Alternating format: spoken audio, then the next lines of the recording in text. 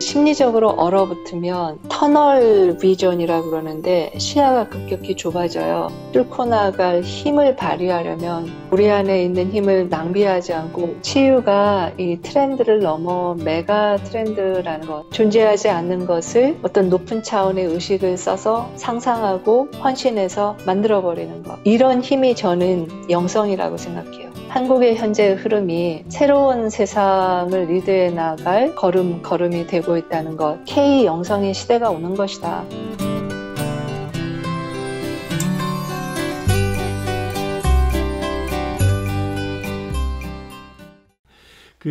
미국에 계시면서 이렇게 한국의 힐러들과 네. 이렇게 소통하시면서 이렇게 작업을 하고 계신 걸로 알고 있거든요. 꽤 잘 되시나요? 이렇게 떨어져 계시면서?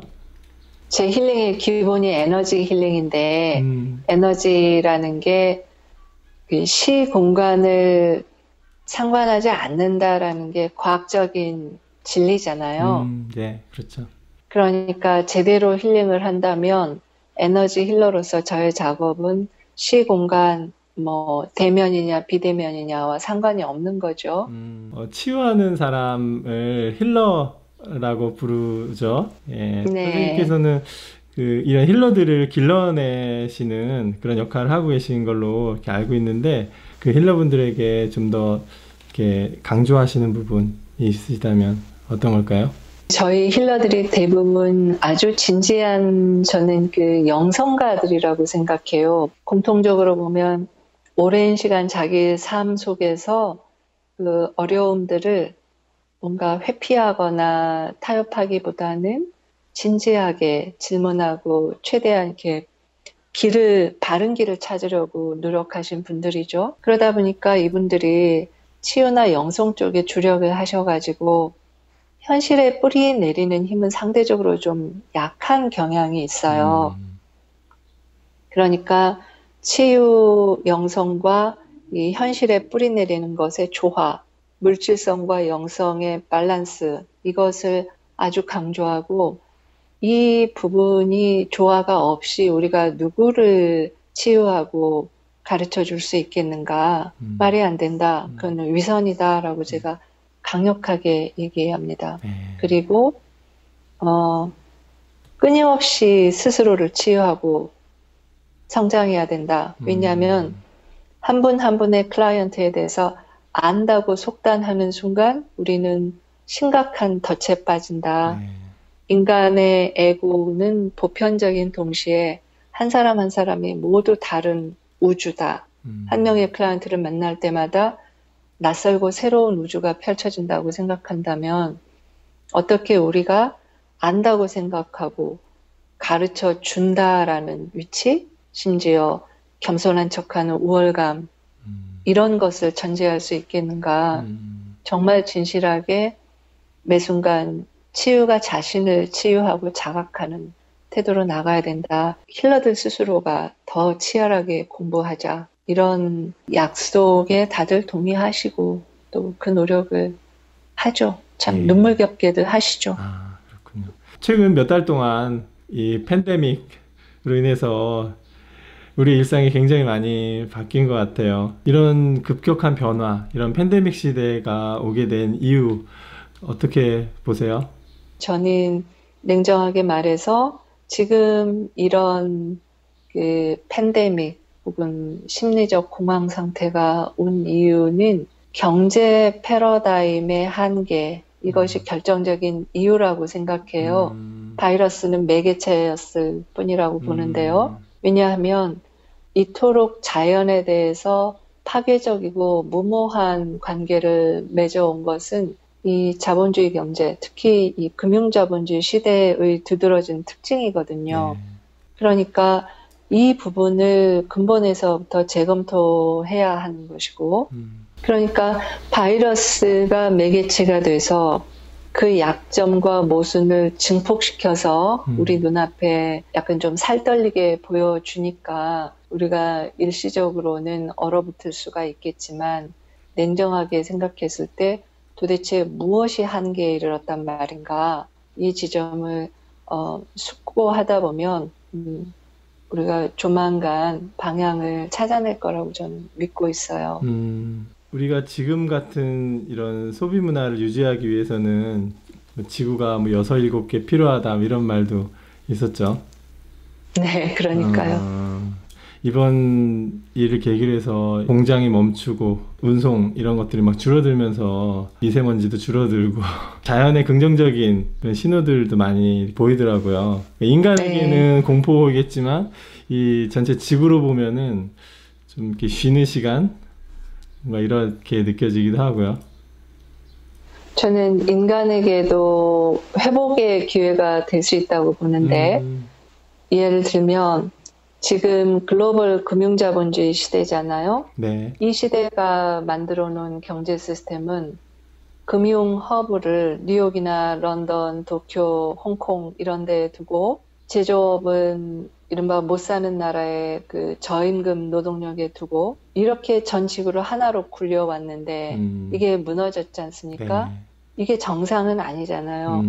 오히려 하나의 대륙 안에 하나의 국가 안에 이런 기능이 통합되어 있어야 그 대륙과 그 국가 안에 풍요가 자체 재생산되고 음식 같은 것도 외국에서 사오느라고 막 그 유전자 조작하고 농약 많이 묻힌 음식을 먹는 게 아니라 그 나라, 그 지역 공동체에서 재배한 운송거리가 가까운 건강한 토양의 음식을 먹는 게 맞잖아요. 네, 로컬 푸드. 그러면은 그렇죠. 그러면은 농업이라든지 유통이라든지 제조 자영업이라든지 공장이라든지 또 금융 허브와 이런 것들이 하나의 국가 안에 통합적으로 존재해야 한다는 거죠. 이런 변화 속에서 자신의 생계를 유지해왔던 그런 수단들이 좀 사라지거나 되게 약해지고 굉장히 많은 혼란과 두려움을 느끼는 그런 분들이 많아지시는 것 같아요.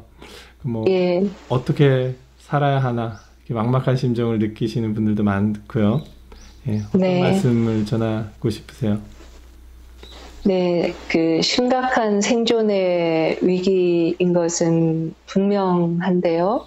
현실적인 불안과 심리적 불안을 이럴 때일수록 구별을 분명히 하시기를 저는 간곡히 바랍니다. 왜냐하면 미지 앞에서 사람들은 당연히 두려움을 느낍니다. 미지가 곧 두려움이거든요. 그런데 그 심리적으로 얼어붙으면 시야가 좁아지지 않습니까? 터널 비전이라고 그러는데 시야가 급격히 좁아져요. 앞을 나아갈 걸음걸이를 못 나가고 얼어붙어 있게 되는 거죠. 이것이 현실의 불안을 다시 악화시키지 않습니까?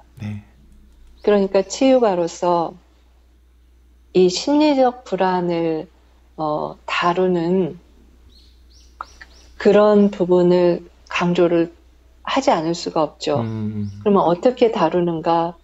미지 앞에서 두려워하는 나 자신을 자연스럽다, 당연하다라고 허용을 하는 거죠. 그렇게 해서 심리적 불안을 완화시켜주면 실제 현실만 딱 앞에 놓고 있는 그대로 바라보게 되거든요. 그래야 힘의 낭비가 없고 또 앞을 내다보고 현실적으로 걸어나갈 용기가 생기겠죠. 그러면 좀 더 개인의 어떤 일상의 삶 속에서 어떻게 좀 변화를 도모해 가야 될까요? 네, 이거는 개인적인 노력과 사회적인 움직임이 당연히 같이 가야 하잖아요. 근데 저는 이제 개인적인 치유라는 측면에서 먼저 말씀을 드리면 첫째는 우리 존재의 전 측면을 모두 케어를 해야 될 것 같아요. 육체, 감정, 정신, 그리고 높은 수준의 의식 정체성, 저의 용어로는 영성입니다. 나에게 있는 이런 모든 측면을 이럴 때일수록 깊이 들여다보고 사랑하고 돌보고 보완을 해야 될 것 같습니다. 이게 무슨 이상적인 이론이 아니라 이런 것들이 밸런스를 이루어야 우리 안에서 힘이 나오는 거니까요. 미지의 상황에 압도되거나 어떤 불안 속에서 남들한테 질질 끌려가는 것이 아니라 뚫고 나갈 힘을 발휘하려면 우리 안에 있는 힘을 낭비하지 않고 온전히 드러내고 강화시켜야 되는데 네. 그렇다면 우리 존재의 모든 측면을 밸런스를 이루어서 한 번에 집중을 해야 되잖아요. 그러니까 포바디 힐링이라고 하는 게 어떤 뭐 아름다운 꽃노래가 아니라 진짜 살아남기 위해서 해야만 되는 것이다라고 저는 느끼고 있어요. 네. 예. 내 두 존재의 번째로는 내 존재의 다양한 측면들의 어떤 균형과 조화를 이루고 네, 그 잠재력을 다 이렇게 발휘하며 사는 것. 그렇죠. 또 나를 생각할 때 내가 무슨 자격이 있느냐, 능력이 있느냐를 기존에 교육받은 대로 어떤 경쟁에서 순위 매기기 이런 것이 아니라 완전히 새로운 영적 시야를 연다면 우리 모두는 있는 그대로 소중하고 우리의 차이가 그대로 힘으로 드러나서 창조돼야 되고 이런 게 영성이잖아요. 네. 이런 관점으로 나 자신을 긍정하고 나의 힘을 재평가하고 발휘해야 한다.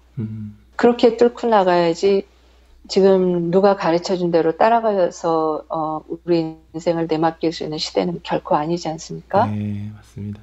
그렇게 본다면 에너지라든가 영성이라든가 이런 것들을 더 이상 이단시한다 할까?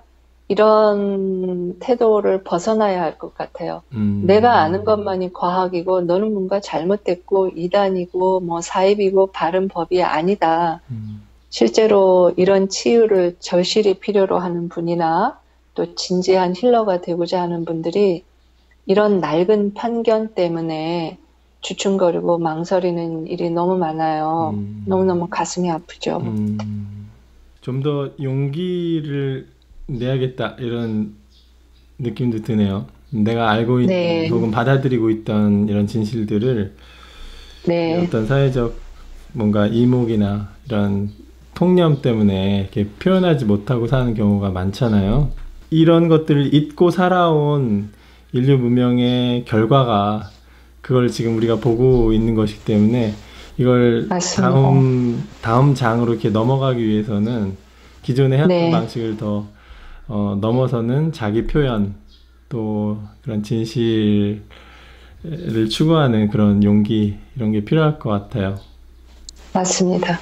우리에게 이것이 진실이니까 진리니까 따라라 라고 말했던 사람들이 우리를 어디로 끌고 왔어요? 바이러스에 다 무너지고 있잖아요. 그거를 우리가 또 따라야 됩니까?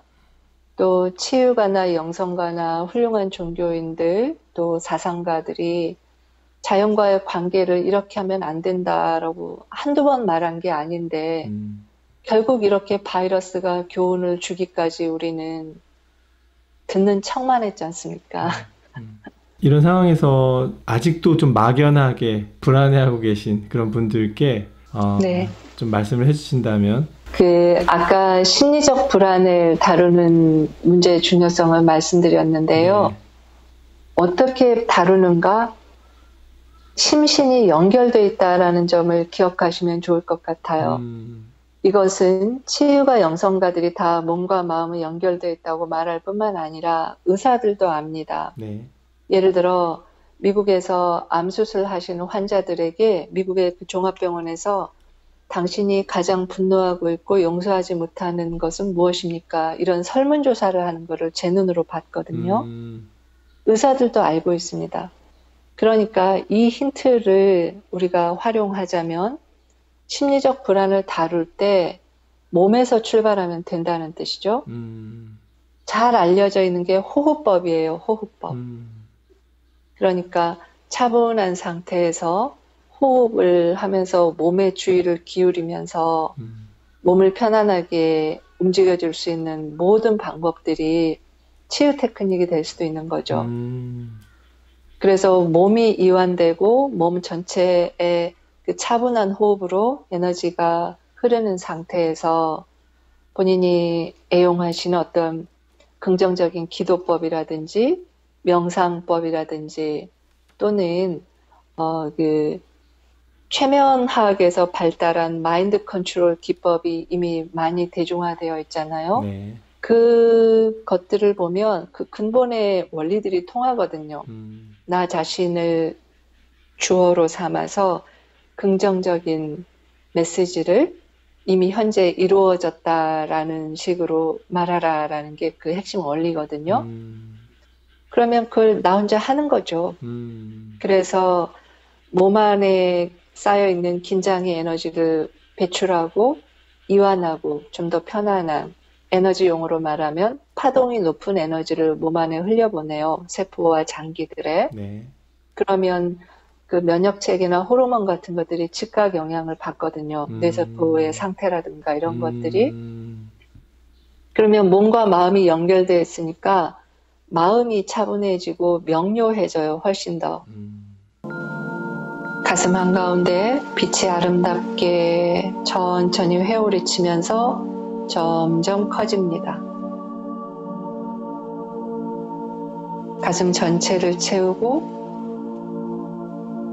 입체적으로 더 커져서 온 몸을 서서히 채우는 상상을 하십시오. 이제 이런 시대야말로 이런 명상과 치유가 정말 더 절실하게 더 필요한 그런 때인 것 같네요. 네. 특히 지금과 같은 그 팬데믹 시대는 더 그렇잖아요. 네. 그래서 저는 치유가 이 트렌드를 넘어 메가 트렌드라는 것을 기정사실화하고 있고, 대세. 네. 따라서 많은 힐러들이 탄생하실 것도 기정사실이고, 바람직하고 반드시 필요한 일이라고 생각해요. 다양한 분야에서요. 미래가 고정되어 있지 않다는 것을 말씀드리고 싶어요. 그렇지 않나요? 우리들의 선택의 중요성을 기억하고 그 선택이 집단의식, 집단지성이 될 때 미래를 바꿀 수 있다라는 것을 늘 저는 생각합니다. 네.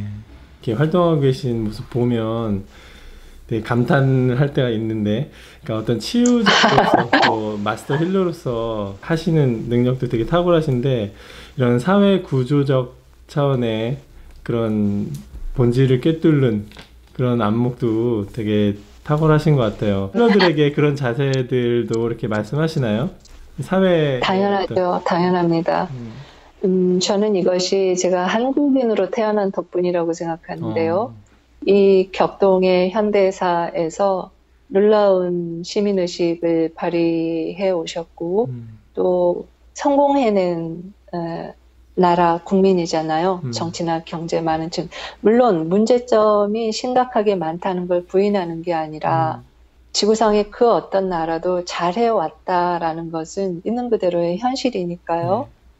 그래서 그러한 시민의식 속에서 저도 성장하고 배웠기 때문에 자연스럽게 이런 문제의식을 갖고 있는 것이고 또 기존의 그 치유나 영성가들이 이런 사회적 시민의식과 좀 상대적으로 괴리되어서 나의 내면에만 집중하고 좀 세속을 멀리하고 뭐 하는 경향도 없잖아 있었잖아요. 그런데 이것의 통합, 즉 실천주의적 영성, 치유적 영성 이런 것들이 되어야 할 것 같고 그러자면 치유나 영성도 한국의 그 전통적인 그 풍부하고 깊은 전통적인 영성과 종교적인 힘 플러스 서구 사회에서 발전한 그 실용주의적인 치유학이 결합되고 또 현대 학문, 현대 지성, 현대 인문학, 현대 과학과 통합이 돼야 될 것 같아요. 어떻게 학문이나 과학만 통합, 통섭이 되나요? 영성은 더더욱 그러해야 할 거라고 생각합니다. 네. 뭐 최근 들어서 우리 한국의 위상이 굉장히 급부상하고 있잖아요. 예, 기존의 어떤 그런 대중문화 뭐 이런 차원을 넘어서 방역이나 뭐 행정 시스템, 뭐 의료, 뭐 최근에 이런 촛불혁명, 집회문화까지 네. 조명을 다시 받고 있고 되게 긍정적인 영향을 세계로 주고 있는 것 같아요. 이런 상황을 어떻게 보시나요? 한국은 K-컬처에 이어서 이번에 뜻밖에도 K-방역이라고 하는 전혀 예상치도 못한 계기를 통해서 한국 사회가 G7의 초청을 받고 전 세계가 주목하고 우리나라 외교관들, 외교부 직원들이 요즘처럼 일할 맛 나는 시절이 없었다. 이렇게 말씀들 하신다네요. 그렇다면 이것이 그냥 우연히 왔는가? 이 갑작스런 그 방역과 바이러스 문제를 한국 정부가 유능하게 대처해 왔다는 것인데 박근혜 정부 때 메르스 사태의 대응력이랑 비교하면 똑같은 국민인데 너무 다르잖아요. 네. 그렇다면 이것은 민주정부의 특징으로 볼 수밖에 없거든요. 투명한 정부 시스템의 예. 위력이잖아요. 네. 이걸 누가 만들어냈나요? 시민들이 촛불혁명으로 만들었어요. 그렇죠. 그렇다면 우리가 생각하는 것보다도 이 촛불혁명은 한국 사회에 훨씬 큰 의미가 있고 전 지구적으로도 의미가 있을 것 같아요. 이런 사건들이 프랑스 시민혁명이나 미국의 독립혁명이었잖아요. 네. 어쩌면 한국이 걸어온 최근의 민주주의 역사가 현대 민주주의 역사, 지구 전체의 역사에서 중요한 이정표인지도 모르죠. 그러면 프랑스 혁명이 기존의 그 중세 봉건주의를 무너뜨렸고 미국의 독립혁명이 새로운 시대의 민주주의와 새로운 정치 경제를 선도하는 역할을 했다면 한국의 현재의 흐름이 새로운 세상을 리드해 나갈 새로운 역사적 패러다임을 만들어내지 못할 이유가 없을 것 같아요. 즉, 지금까지는 우리가 서구 선진국이 주도하는 시스템을 따라왔다면, 그것이 우리에게 효과를 발휘했다면, 이제는 그것이 한계에 부딪혔다라는 것을 직시하게 된 거죠. 그러니까 진보냐 보수냐 이런 낡은 이념 논쟁을 할 게 아니라 친미파냐 뭐 친중파냐 뭐 이런 논쟁을 할 게 아니라 우리는 지금까지 유럽식 모델을 찬탄해 왔는데 그럼 지금 유럽은 어떻게 되고 있는가? 그렇다고 중국이나 러시아를 따라갈 건가? 아닌 거죠. 따라서 우리는 이제 모방자나 재빠른 추격자가 아니라 선도자. 새로운 길을 스스로 창조해 나가야 되는 선도자의 운명에 놓여 있는 것이고 뭐 누가 그렇게 하라고 한 게 아니라 어쩌다 보니까 우리 스스로 그 자리에 서 있는 거잖아요. 스스로를 증명해 왔잖아요. 따라서 우리의 걸음 자체가 역사적 전환기, 문명사적 전환기를 열어나가는 걸음이 되고 있다는 것. 우리가 아시아 지역의 그 여러 국가들에게 선례가 될 수 있고 나아가 서구 선진국, 강대국이라고 믿었던 나라들에게조차 영감을 줄 수 있다는 것. 그런 능력이 우리한테 있다는 것을 그냥 확인하고 있는 거죠. 스스로 깜짝 놀라면서. 우리는 우리 자신을 왜소하게 여기고 비하하는 데 익숙해 왔는데 이것이 그 고통의 역사 속에서 불가피한 면도 있지만 식민주의의 잔재이기도 그렇죠. 하거든요. 주입된 측면이. 네, 주입된 측면. 자신의 역사를 온통 부정적인 것만 바라보고 회의하고 패배주의적인 관점으로 바라보도록 강요당한 거를 떨쳐내는 거는 치유, 집단 치유라는 측면에서 중요한 것 같고요. 경제적 상상력, 정치적 상상력, 문화적 사회적 상상력, 교육에 대한 상상력 이런 힘이 저는 영성이라고 생각해요. 네. 존재하지 않는 것을 어떤 높은 차원의 의식을 써서 상상하고 헌신해서 만들어버리는 것. 종교에서 뭐 천국이라든가 불국토라든가 이상사회라고 하는 게 뭐 하늘에서 뚝 떨어지지는 않았잖아요. 네. 그런데 종교가 가르쳐주는 것은 그것들이 당신들 안에 있다. 이 말을 진실로 우리가 종교인이라면, 영성가라면, 지식인이라면 믿고 실천해야 되는 때가 온 거 아니에요? 지금 시기가 전환기다. 네. 역사적, 문명사적 전환기다. 과거의 역사와 문명의 한계로부터 배우고 새로운 지평으로 나아가는 거다. 그게 영성이라면 한국이 어쩌다 보니 아니면 필연적으로 그것을 잘하고 있다면 K 영성의 시대가 오는 것이다. 저는 치유적 영성가들이 K 영성가로 일할 시대를 염두에 두어야 할 거라고 생각합니다. 새롭게 네. 펼쳐질 K영성, 이런 건 어떤 모습일까요?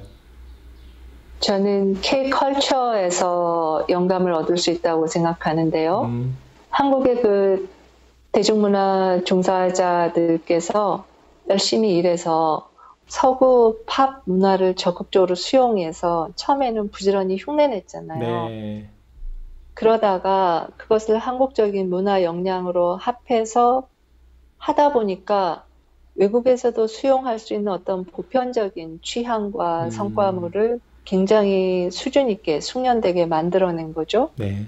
그러니까 현재 K-팝 같은 것은 서구적인 것과 한국적인 것이 융합된 무엇이지 그 어느 한쪽이 아니지 않습니까? 네. 맞습니다. 그렇다면 K 영성은 한국 문화 안에 깊이 있는 종교적, 영적 자원들을 통합하는 것이고 우리 자신이 갖고 있는 자원들을 재발견하게 될 거라고 봅니다. 이거는 어디에서 증명되냐면 K-팝이 부흥하면서 국악이 따라서 부흥하는 거죠. 그래서 국악과 K-팝이 합쳐져서 가장 독특한 문화가 나오잖아요.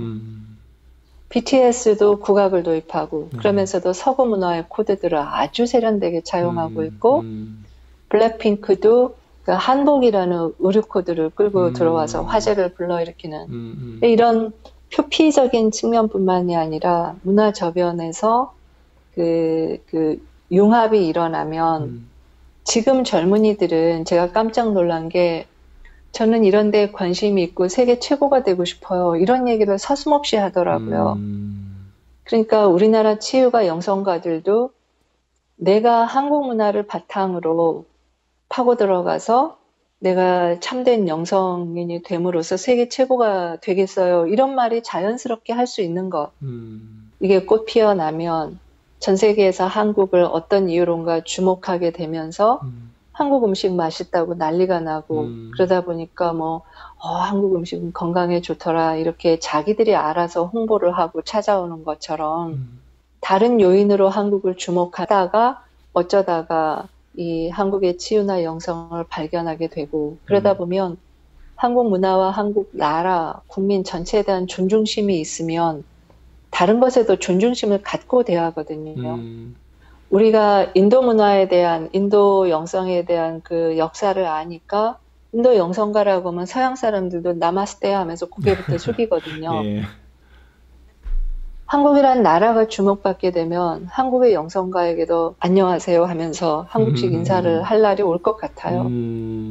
영상 보고 계신 분들께 좀 네. 전하고 싶으신 말씀 있으시면 좀 부탁드리겠습니다. 이 영상이 가야 TV를 통해서 전달이 되고 또 그것을 시청하실 미지의 분들을 제가 떠올려 봤어요.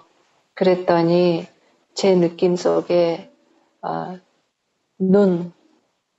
아름다운 눈의 이미지가 떠오릅니다. 그 눈의 모습이 어딘가 위를 향하여 쳐다보고 뭔가 미지의 질문을 갖고 답을 구하는데 참으로 영롱하게 빛나는 그런 눈의 모습이 떠오릅니다. 길을 찾는 사람들은 길을 발견하게 되어 있고 또 그 힘을 가진 분들은 자신이 발견한 길을 용기를 갖고 걸으실 거라고 예상이 돼요. 따라서 자신이 가지고 계신 질문들을 붙잡고 자신 안에서 울려 퍼지는 목소리를 신뢰하시면서 나아가시기를 권유드립니다.